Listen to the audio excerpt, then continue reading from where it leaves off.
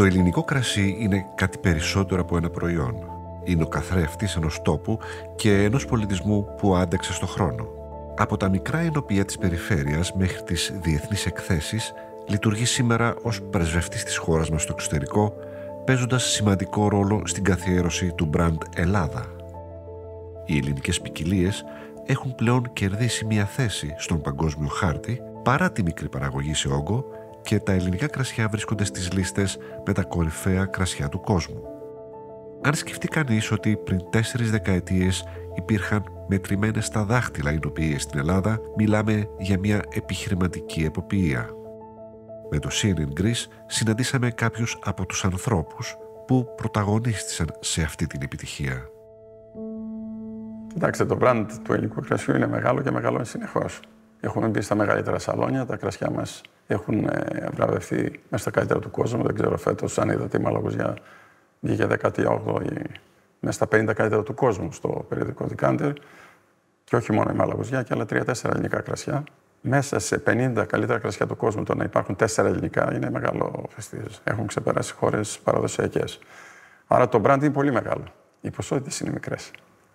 Το ελληνικό κρασί δεν αντιπροσωπεύει πανευρωπαϊκά πάνω από 1,5%. Άρα, σαν ποσότητα είναι πολύ μικρή. Συνεισφέρει στην εθνική οικονομία, θα σας εξηγήσω, αλλά περισσότερο συνεισφέρει στο όνομα της χώρας. Ότι παράγουμε ποιοτικά προϊόντα.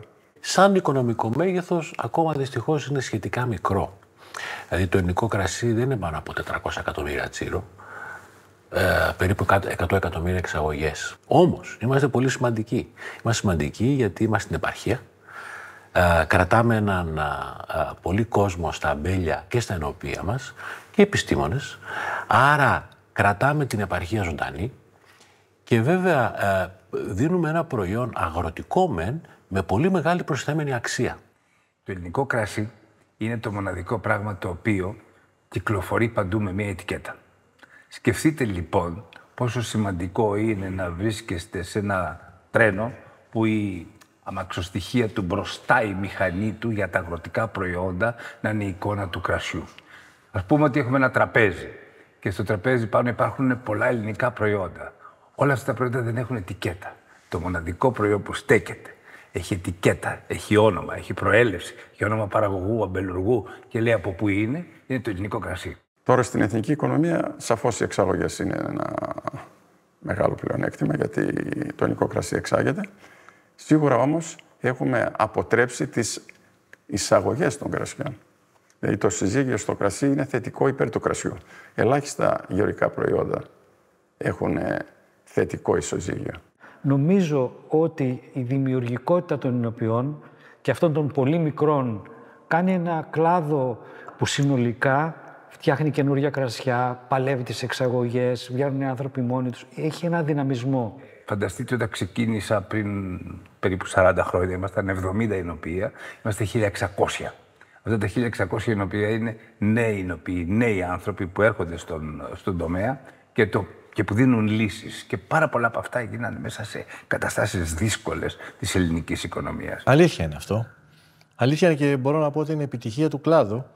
Σαν κλάδος φτιάξαμε ένα στρατηγικό σχέδιο εδώ και αρκετά χρόνια, χρησιμοποιώντας τις επιδοτήσεις της Ευρωπαϊκής Ένωσης, ούτως ώστε να στήσουμε το brand Ελλάδα, να στήσουμε στη συνέχεια το brand Νεμέα, Αμίντεο ή Σαντορίνη και μετά από αυτό να στήσουμε και το brand των εταιριών μας. Δηλαδή καταλάβαμε ότι το κρασί πρέπει να πουληθεί και πουλιέται με βάση τη γεωγραφική περιοχή. Το brand της χώρας, το brand της ζώνης. Όταν βγήκαμε και προσπαθήσαμε να κάνουμε εξαγωγές πρώτη φορά και προσπαθούσαμε να προφέρουμε τις ποικιλίες μας στους ξένους καταναλωτές, μας κοιτάζανε με πολύ μεγάλη καχυποψία γιατί οι περισσότεροι δεν πιστεύαν ότι γίνεται κρασί στην Ελλάδα. Οι περισσότεροι στις διάφορες εκθέσεις που πηγαίναμε γυρίζανε και μας λέγανε «Α, γκρίς, ρετσίνα» και φεύγαν. Διότι η ρετσίνα ήταν το μόνο connection, τη μόνη επικοινωνία, με το κρασί για τους Έλληνες. Άρα ήταν ένα brand. Τώρα δεν ήταν καλό brand, όμως ήταν ένα brand. Και αυτό έχει μια αξία.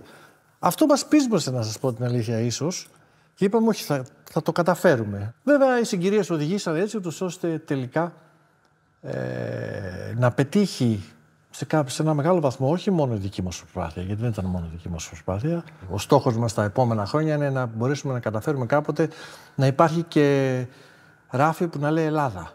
Να μην είμαστε στο other countries, όπως είμαστε ακόμα. Η επιτυχία δεν ήρθε εύκολα. Πίσω από τη μαγεία του κρασιού υπάρχει η καθημερινότητα των αριθμών. Οι μικροί παλεύουν τον ανταγωνισμό και οι μεγάλοι αναζητούν νέες ισορροπίες και επιχειρηματικά μοντέλα. Ο κλάδος έχει δυναμισμό, αλλά έχει και προβλήματα. Μεγάλο πρόβλημα του κλάδου είναι το κομμάτι των αδειών αμπελοκαλλιέργειας. Αυτό μας δημιουργεί μας αναστέλει τη δυνατότητα ανάπτυξης που έχουμε στο κομμάτι της ηνικής μας παραγωγής. Η ευρωπαϊκή πολιτική επιτρέπει στην Ελλάδα το 1% νέες φυτεύσεις, που αντιστοιχούν περίπου σε 6.000 στρέμματα ετησίως. Το θέμα είναι να μην ξεριζώνται η παλιά αμπέλα. Γιατί στα νησιά μας και σε ακριτικές περιοχές η αμπελουργία απαραίτηται, διότι η νεολαία έχει φύγει. Άρα η μεγαλύτερη ζημιά είναι από το ότι παρατάμε τα αμπέλια. Τα 6.000 στρέμματα που διαχειρίζεται η χώρα μας, θα έλεγα δεν τα έχει διαχειριστεί σωστά. Αυτό το ποσοστό δεν μοιράζεται και πολύ καλά, γιατί υπάρχουν αντιλήψεις πάγιες οι οποίες σφίγγουν πολύ τα πράγματα. Με μια λογική της τελευταίας 15ετίας, ότι πρέπει να τα δίνουμε σε νέους γεωργούς και πολύ καλά σαν λογική, δεν είχε επιτυχία γιατί πολλοί από αυτούς πήραν τις άδειες και τα φυτέψανε. Και οι άδειες επιστρέφηκαν στην Ευρωπαϊκή Ένωση. Αντίθετα, οι παραγωγοί που έχουν κάποιο μέγεθος και έχουν και εινοποιείο και παράγουν, ήμασταν μπλοκαρισμένοι, δεν μας το δίναν άδειες. Ελπίζουμε ότι αυτό το σύστημα που ήταν στρεβλό να διορθωθεί μελλοντικά από το Υπουργείο Γεωργίας, ώστε να δώσει και στους παραγωγούς, τους μεγάλους σε παρένθεση αν θέλετε, κάποια στρέμματα, γιατί αυτή είναι και η πραγματική παραγωγή. Εμείς δεν μας φτάνει το κρασί για να εξάγουμε. Πριν από μερικά χρόνια, δεν έχω πρόσφατα στοιχεία, ο μέσος κλήρος ήταν 4, κάτι στρέμματα ανά αμπελουργό. Αντιλαμβάνεστε ότι δεν υπάρχει καμία νοοτροπία του στυλ έχουμε αμπελουργικές εκμεταλλεύσεις, αμπελουργικές επιχειρήσεις. Έχουμε απλώς μια αμπελουργία η οποία έχει και κάποιες αμπελουργικές επιχειρήσεις, κάποιες αμπελουργικές εκμεταλλεύσεις, αλλά οι περισσότεροι είναι πολύ μικροί κλήροι, πολύ μικρή παραγωγή που το μόνο πράγμα που κάνουν είναι να φθήνουν. Και φθήνουν. Χάνουμε στρέμματα λόγω του ότι δεν έχουμε ένα σχέδιο γι' αυτό. Χάνουμε στρέμματα λόγω της κλιματικής αλλαγής. Χάνουμε στρέμματα για πολλούς και διαφόρους λόγους. Και το δυστύχημα είναι ότι δεν έχουμε και κάποιο σχέδιο για να πάμε μπροστά και να αντιδράσουμε σε αυτό και σε όλη την αγροτική οικονομία. Αυτή τη στιγμή υπάρχουν αμπελώνες οι οποίοι δεν έχουν στοιχεία παραγωγής τέτοια τα οποία να διασφαλίζουν τη βιωσιμότητα των αμπελουργών και κατ' επέκταση των εινοποιών. Υπάρχει μια μεγάλη κρίση στον αμπελονικό κλάδο, όσο και αν αυτό ακούγεται έτσι περίεργο. Τα τελευταία χρόνια, πέφτοντας λίγο η κατανάλωση κρασιού, δημιουργείται μια πίεση στις τιμές, κυρίως του σταφυλιού, και όπου κάνουν την καλλιέργεια του σταφυλιού να είναι πάρα πολύ δύσκολη και πάρα πολύ μη κερδοφόρα. Οπότε δημιουργεί ένα πρόβλημα βιωσιμότητας. Το εργατικό είναι ένα μεγάλο πρόβλημα. Τα τελευταία χρόνια γίνεται μια προσπάθεια να φέρουμε εργατικό δυναμικό από Βιετνάμ, Πακιστάν και Ινδία. Το περιμένουμε. Έχουμε ακούσει ότι έχουν έρθει οι πρώτοι και δουλεύουν στις ελιές και είναι πολύ ευχαριστημένοι. Στα επόμενα χρόνια πιθανόν να έχουμε βρει μια λύση εργατικών χεριών από αυτές τις χώρες. Γιατί οι βαλκανικές χώρες, οι οποίες μας βοήθησαν τα τελευταία χρόνια πάρα πολύ, η δεύτερη γενιά δυστυχώς, και εγώ έχω αρκετούς Βαλκάνιους, η δεύτερη γενιά δεν ασχολείται. Τα εργατικά χέρια στην αγροτική γη έχουν μια ανάγνωση πολύ δύσκολη. Είναι λιγοστά, πολλές φορές προβληματικά και πολύ δύσκολο το πλαίσιο του να είσαι νόμιμος με αυτά. Είμαστε μια χώρα που έχει και πολλούς τρόπους να σκέφτεται. Για παράδειγμα, αν η επιχείρησή μου ήταν μια ατομική επιχείρηση, θα μπορούσα να έχω με εργόσιμο στους αμπελώνες μου όσους εργάτες θέλω και να τους απασχολώ για όσο καιρό χρειάζεται για αγροτικές εργασίες. Αν όμως είσαι μια κεφαλαιακή εταιρεία, δηλαδή μια ΑΕ ή οτιδήποτε είναι αυτό, απαγορεύεται αυτό. Τα νέα δεδομένα στην αμερικανική πολιτική με τους δασμούς και όλα αυτά, πώς τα βλέπετε να επηρεάζουν ή αν επηρεάσουν τον κλάδο? Εκτιμώ ότι θα επηρεάσουν πάλι τις πιο ισχυρές χώρες περισσότερο. Δηλαδή, γενικά τα ακριβότερα κρασιά προέρχονται από τις πιο ισχυρές χώρες που έχουν καταφέρει το brand τους να το έχουν πιο ψηλά, άρα και η προσλαμβάνουσα αξία και κατ' επέκταση η αξία, οι τιμές των προϊόντων είναι σε υψηλό επίπεδο. Αυτές ξεφεύγουν πολύ περισσότερο. Εκτιμούμε ότι είναι μια ευκαιρία για το ελληνικό κρασί που πρέπει να την αρπάξει και να την εκμεταλλευτεί.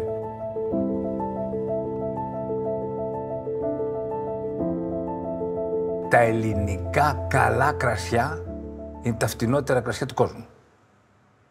Τα ελληνικά φτηνά κρασιά ίσως είναι τα ακριβότερα του κόσμου.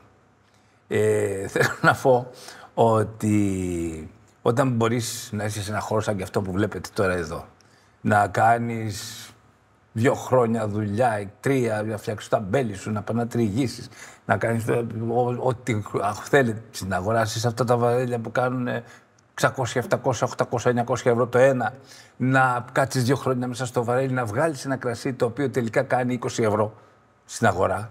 Αυτό είναι τίποτα.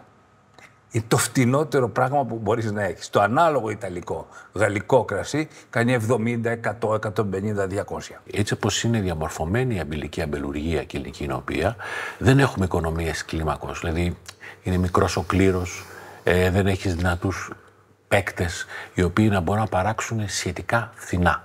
Άρα ένα κρασί που στο ράφι κάνει σήμερα 5 ευρώ ελληνικό, ίσως να πρέπει να κάνει 3. Δεν το έχουμε αυτό ακόμα. Δεν μπορούμε να το κάνουμε έτσι όπως είναι. Από την άλλη μεριά έχουμε κρασιά ελληνικά που είναι στα 20-30 ευρώ, που αν ήταν γαλλικά ή από κάποια άλλη χώρα, που να ήταν και 100. Έτσι. Το κρασί χρειάζεται, επειδή έχει πολύ ρομαντισμό, να το πω έτσι, χρειάζεται κάποιους παίκτες που να κάνουν την υπέρβαση και να πουλήσουν λίγο πιο ακριβά. Πάντα ο κόσμος, αν του δώσεις κάτι, θα θέλει να το αγοράσει και αν το εκτιμήσει. Γιατί λέμε ότι υπάρχει μια σχέση καλής ποιότητας τιμής στα 5 ευρώ, αλλά υπάρχει μια σχέση καλής ποιότητας τιμής και στα 100 ευρώ. Το ελληνικό κρασί το ποιοτικό είναι φθηνό. Συγκρινόμενο με ποιοτικά αντίστοιχα της Ευρωπαϊκής Ένωσης. Τώρα στο εστιατόριο, κοιτάξτε, το εστιατόριο συνήθως η τιμή είναι από διπλάσια μέχρι τριπλάσια. Ένα κρασί που είναι ακριβό και πάει διπλάσια ή τριπλάσια, νομίζω η αναλογία δεν πρέπει να υπάρχει στα ακριβά κρασιά το επί 3. Στα εστιατόρια στην Ελλάδα το κρασί γενικά είναι ακριβό. Αυτό είναι κάτι που το συζητάνε όλοι. Ήμουν πριν από λίγο καιρό στο Σαν Σεμπαστιάν, όπου σε όχι φοβερά επώνυμη, αλλά ετικέτα που την ήξερα, σε ένα μπαρ μπορούσες να πιεις ένα ποτήρι 125 ml και να το πληρώσεις 2,5 ευρώ. Όταν πηγαίνεις και βλέπεις ένα κρασί που είναι στο ράφι της κάβας απέναντι από το σπίτι σου, 5 ευρώ, και το βλέπεις αυτό στη λίστα 30, είναι πολύ εύκολο να γυρίσεις και να πεις «Όπα ρε φίλε, φέρε μια πράσινη». Όταν κάποια στιγμή αρχίσεις και καταλαβαίνεις λίγο από κρασί και νιώθεις ότι για να πας σε ένα κρασί, σε ένα εστιατόριο, να πιεις ένα κρασί που να λέει κάτι στο στόμα σου και πρέπει να πληρώσεις 50-60 ευρώ, ποιος έχει να δώσει 50-60 ευρώ? Σε ακριβές τιμές στο εστιατόριο, που είναι αδικαιολόγητα ακριβές από τους εστιατόρες, σε πολλές περιπτώσεις. Μια καλή λίστα πρέπει να έχει και 1, 2, 3 κρασιά που να είναι κάτω από τα 15 ευρώ. Στα 10, 15, 12 να υπάρχουν επιλογές για τον πελάτη. Ο καιρός αλλάζει και μαζί του αλλάζει και ο κόσμος του κρασιού. Οι αμπελώνες δοκιμάζονται, τα σταφύλια οριμάζουν αλλιώς, η γη διψά. Η κλιματική αλλαγή δεν είναι πια μια θεωρία, είναι καθημερινή εμπειρία για τον παραγωγό. Μέσα σε αυτές τις δυσκολίες αναζητούνται νέες ιδέες, αλλά και επιστροφή στις πρακτικές των παππούδων μας, οι οποίοι είχαν ένα πιο ουσιαστικό δέσιμο με τη γη.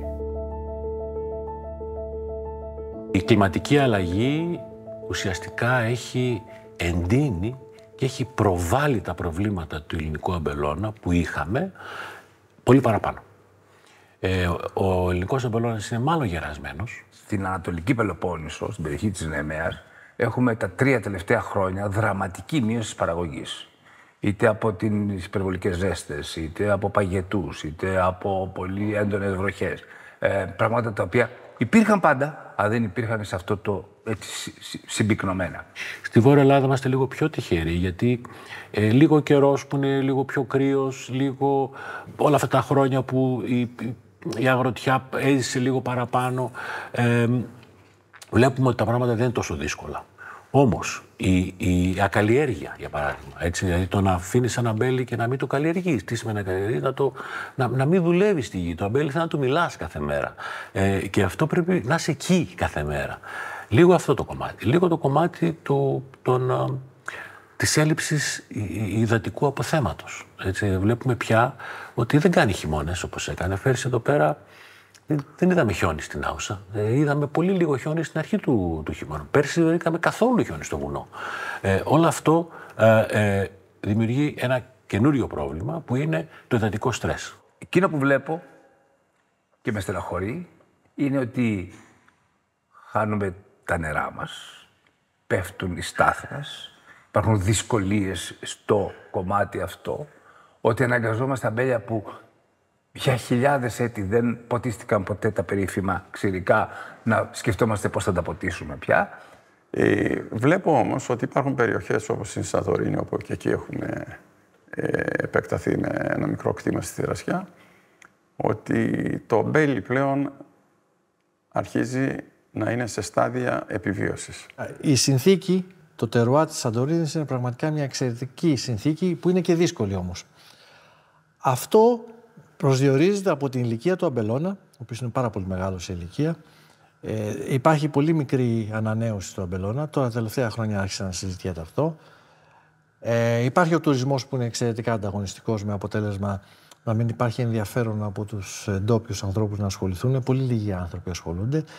Και υπάρχει πλέον και η έλλειψη της βροχής που τα τελευταία χρόνια έχει δώσει τη χαριστική βολή. Νομίζω ότι αυτό που θα συμβεί στην Σαντορίνη τώρα, φανταστείτε, για να σας δώσω μια αίσθηση της διαφοράς, το νησί έκανε 3.500 τόνους πριν από 5-6 χρόνια, φέτος έκανε 400-500 όλο το νησί.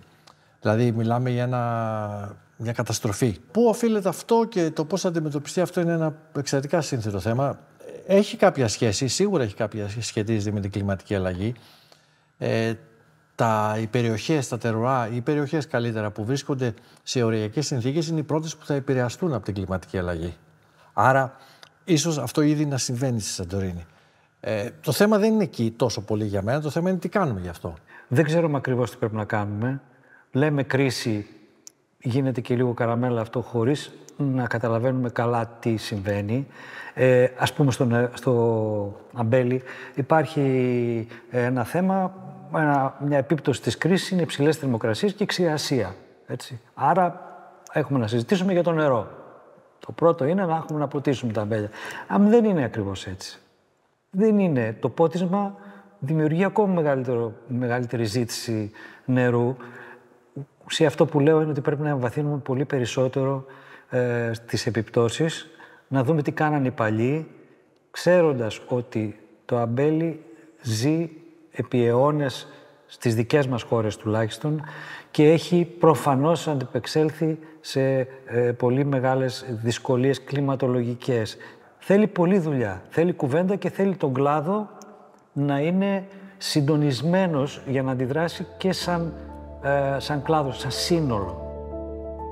Ο τρόπος που πίνουμε κρασί αλλάζει, όπως θα αλλάξει και το κρασί που θα πίνουμε στο μέλλον. Η ηνική κουλτούρα του Έλληνα καλλιεργείται διαρκώς, όπως και το αμπέλι, με γεύσεις, εμπειρίες και εικόνες που έρχονται από παντού. Πώς θα είναι το κρασί που θα πίνουμε σε 5 ή σε 10 χρόνια?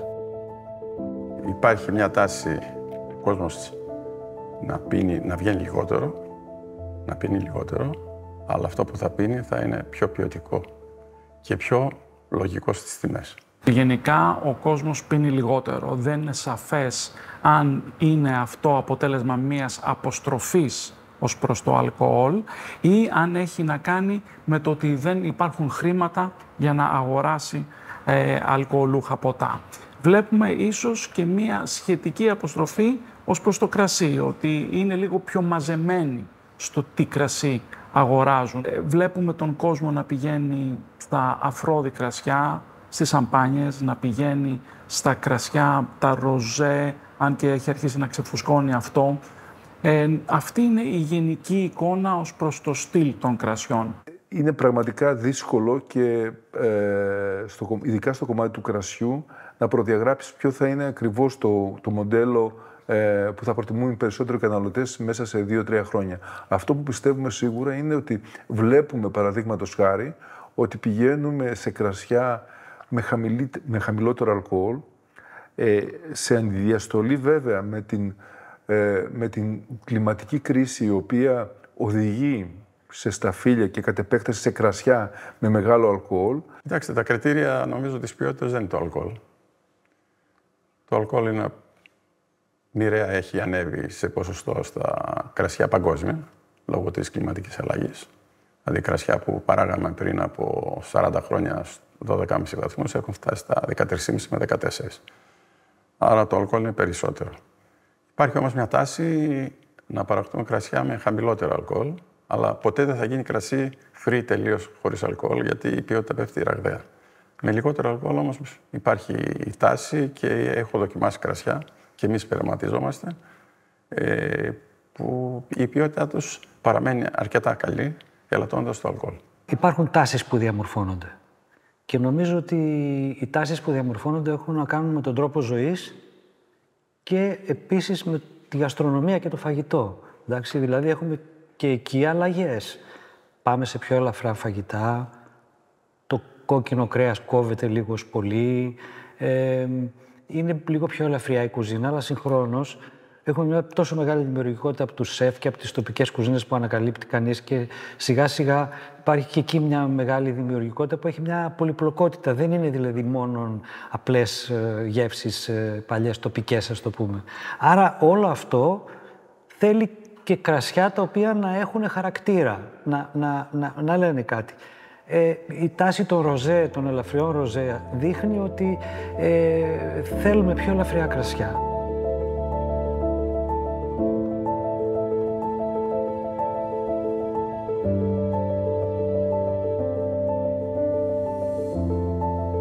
Ο Έλληνας έχει ελληνική κουλτούρα και την εξελίσσει συνέχεια. Εμείς παρατηρούμε, γιατί ερχόμαστε καθημερινά με πάρα πολλούς επισκέπτες στο κτήμα, ότι συνεχώς θέλει να μαθαίνει. Υπάρχει μια εξέλιξη γιατί υπάρχει μεγαλύτερη προσφορά, υπάρχουν καλύτερα κρασιά, περισσότεροι ενοποιοί και άρα παρατηρούμε ότι υπάρχουν και στους νέους πολλοί που ενδιαφέρονται, πολλοί και πολλές που ενδιαφέρονται να μάθουν, να γνωρίζουν κάτι παραπάνω. Η ελληνική κουλτούρα ξεκίνησε από τον κύριο Κορόβιλα, από τα τρόφιμα και ποτά, το πρώτο περιοδικό που ασχολήθηκε με το κρασί. Και αυτό συνέβη στη δεκαετία του 80 περίπου. Αλλά μέχρι τότε δεν υπήρχε ούτε καν ενημέρωση το καταναλωτικό κοινό πέρα από το στόμα σε στόμα, έχουμε ρετσίνα, λίγο κρασάκι κτλ. Το οποίο ήταν απλώς συνοδευτικό. Η ενημέρωση πλέον του καταναλωτικού κοινού μέσα από τα έντυπα έπαιξε μεγάλο ρόλο. Πολύ μεγάλο ρόλο φυσικά έπαιξε η ποιότητα του ελληνικού κρασιού. Συγχρόνως υπήρξαν πολλοί δημοσιογράφοι που ασχολήθηκαν με το κρασί. Πολλά νέα παιδιά σπουδάσανε όχι μόνο εινολογία, αλλά σπουδάσανε την τέχνη του σερβιρίσματος, την τέχνη της γευσηγνωσίας, βγήκαν σομελιέ, βγήκανε Master of Wine. Άρα έχουμε ένα κοινό που έχει εκπαιδευτεί αρκετά και εκπαιδεύεται. Και αυτό εμάς μας χαροποιεί, διότι υπάρχει καλύτερη εκτίμηση του αγώνα που κάνει ένας παραγωγός να κάνει καλό κρασί, να εκτιμάται το καλό κρασί. Η εξωστρέφεια παραμένει μονόδρομος για το ελληνικό κρασί. Νέες αγορές ανοίγονται, αλλά ίσως να χρειάζεται πλέον και ένα νέο στρατηγικό σχέδιο, καθώς αυτό του 2010 ίσως να εξάντλησε τα όρια του. Το ελληνικό κρασί είναι ένα ανταγωνιστικό προϊόν, δίνει ζωή στην περιφέρεια και ένας ελκυστικός επιχειρηματικός κλάδος για τους ρομαντικούς της απόλαυσης και όχι μόνο. Μετά το στρατηγικό σχέδιο που εκπονήσαμε το 2010 και δημιουργήσαμε ένα κοινό αφήγημα σαν ελληνικό κρασί, εστιαστήκαμε στο υψηλό κομμάτι της αγοράς του εξωτερικού και βλέπουμε ότι ξαφνικά έχουμε ζήτηση από χώρες που δεν περιμέναμε ποτέ. Αυτή τη στιγμή ανοίγονται πολλές αγορές καινούργιες, κυρίως στην Ασία, οι οποίες είναι και πολύ μεγάλες. Άρα, ο σωστός και πιστεύω οι Έλληνες παραγωγοί το εκμεταλλεύονται αυτό, έχουμε προσανατολιστεί περισσότερο στις αραβικές χώρες και στην Ασία. Στο εξωτερικό τα πράγματα για το ελληνικό κρασί πηγαίνουν όλο και καλύτερα.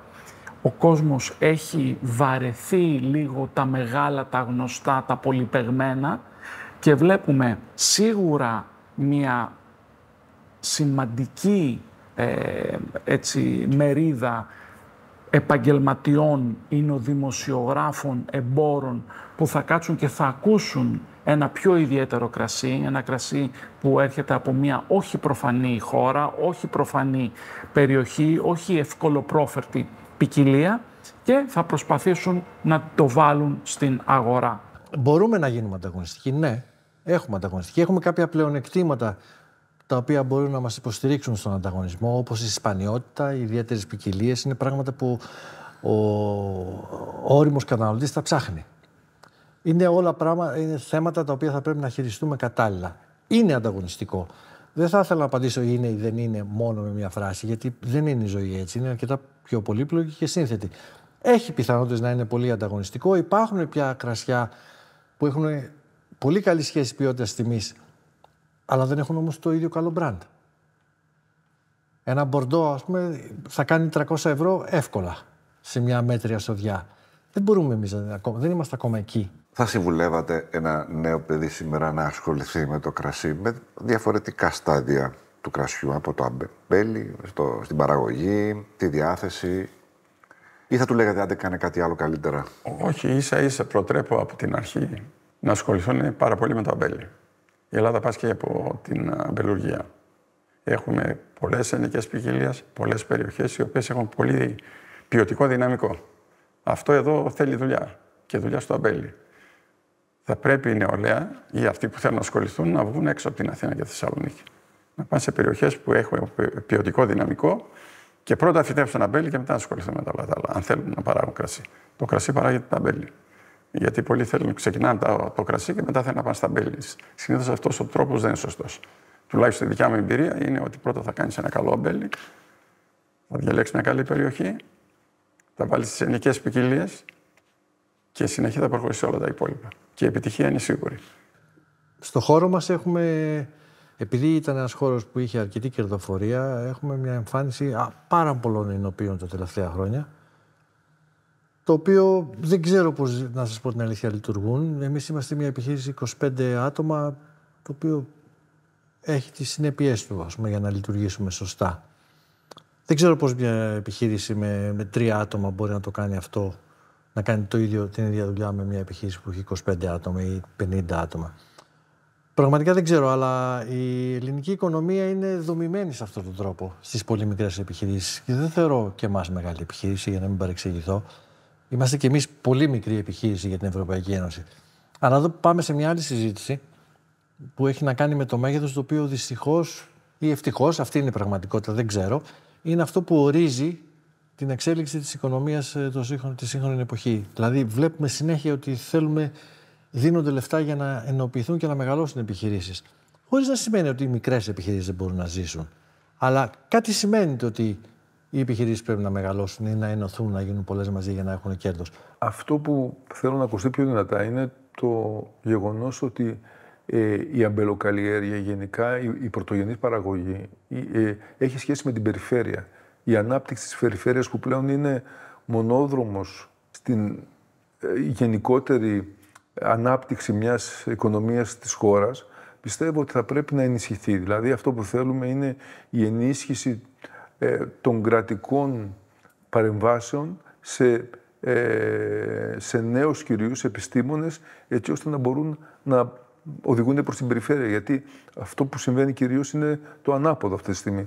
Εμείς στατιστικά έχουμε παρακολουθήσει είναι πραγματικά πολύ ενδιαφέρον. Από τα 10 άτομα που περνούσαν σε πανεπιστημιακές σχολές από την πόλη του Αμυντέου, τα 9 δεν γύριζαν πίσω. Παρ' όλα αυτά, εγώ πάντα βλέπω μισογεμάτο το ποτήρι. Βλέπω νέα παιδιά, οι οποίοι κληρονομώντας τα μπέλια των γονιών τους, λένε πάω στην επόμενη μέρα. Ναι, δεν θα πάω στη Θεσσαλονίκη, δεν θα πάω στην Αθήνα να δουλέψω κάνοντας δεν ξέρω τι. Θα μείνω στο χωριό μου, Θα νοικιάσω και άλλα 10 στρέμματα δίπλα. Θα μου δώσει και ο μπάρμπας μου άλλα 10. Θα δημιουργήσω μια μικρή εκμετάλλευση 50, 60, 100 στρεμμάτων. Να μπορεί να τη δουλέψω μόνος μου. Και να έχω μια βοήθεια στο πλαστολόγημα, μια βοήθεια στον τρίγο. Που θα μου το δώσουν οι γείτονες. Δηλαδή εκεί γυρίζουμε σε κάποια παλιά μοντέλα. Αυτό δημιουργεί προϋποθέσεις για ένα καλύτερο αύριο. Το ελληνικό κρασί αλλάζει. Αντιμετωπίζει δυσκολίες, αλλά οριμάζει όπως οριμάζει και το σταφύλι στον ήλιο. Ανάμεσα στην παράδοση και το μέλλον, η παραγωγή με επιμονή, δημιουργικότητα και ελπίδες επενδύουν στη γη, στη γνώση, στην ταυτότητα του τόπου. Πίσω από κάθε μπουκάλι υπάρχουν άνθρωποι, τόποι και ιστορίες που συνεχίζουν να δίνουν γεύση στην Ελλάδα και ένα καλό παράδειγμα και για άλλους κλάδους της οικονομίας.